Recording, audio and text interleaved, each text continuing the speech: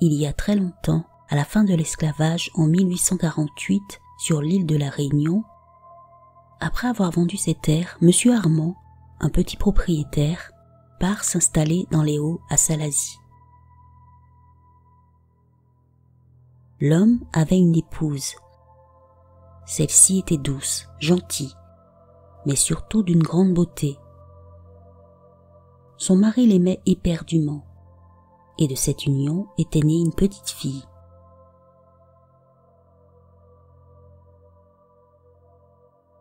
Monsieur Armand ne pouvait vivre sans sa moitié. Seulement un jour, brusquement, elle tomba gravement malade et perdit la vie.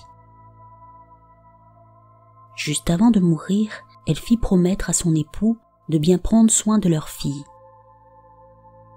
L'homme, complètement anéanti, travaillait sans relâche, et jour après jour, Amanda, sa fille, grandissait et devenait de plus en plus belle.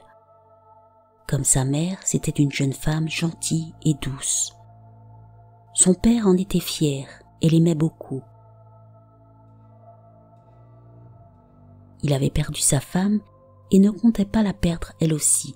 C'est pourquoi il refusait systématiquement toutes les demandes en mariage pour sa fille, trouvant toujours un défaut à chaque prétendant. Puis un jour, un homme nommé Henriot se rendit chez M. Armand pour lui demander du travail.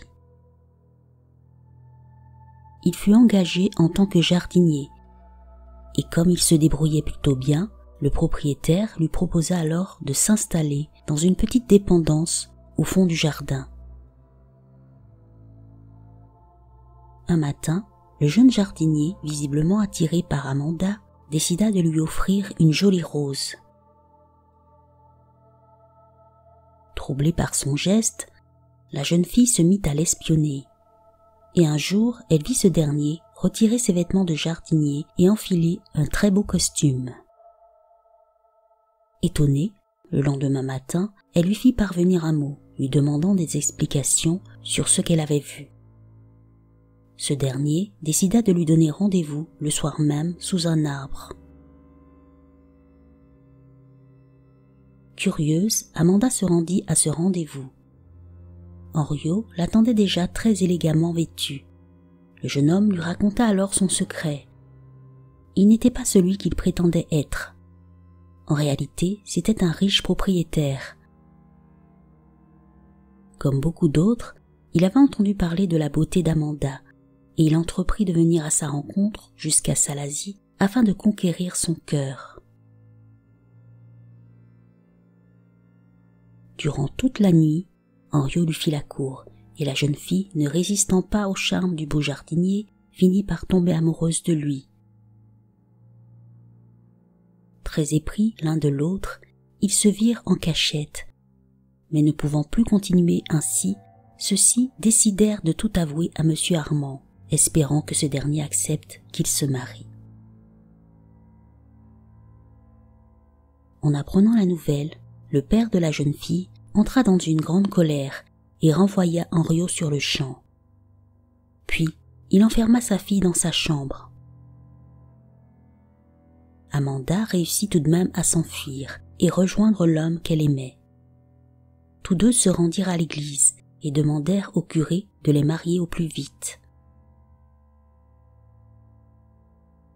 La cérémonie fut programmée à 6 heures du matin.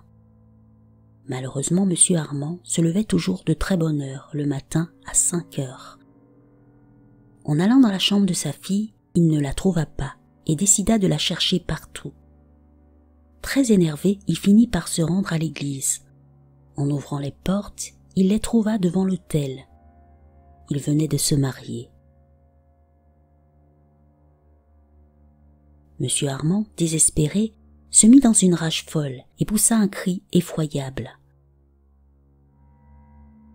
Pris de panique, les deux jeunes mariés décidèrent de s'enfuir dans la montagne afin d'échapper à la colère du père. La jeune fille continuait de courir. Seulement, elle ne voyait pas grand-chose, trop aveuglée par son voile blanc de mariée. Et là, Brusquement, elle glissa et tomba dans un profond précipice.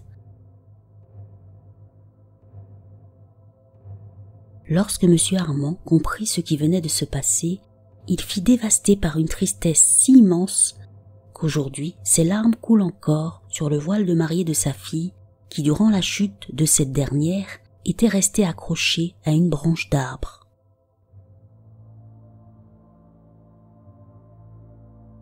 Cette légende très connue sur l'île de la Réunion a donné son nom à une cascade située à l'est de l'île dans le cirque de Salazie, à proximité du village de Helbourg. Cette magnifique cascade, appelée le voile de la mariée, est une des plus célèbres de l'île et peut être aperçue depuis la route, et chaque année ce lieu attire de nombreux visiteurs.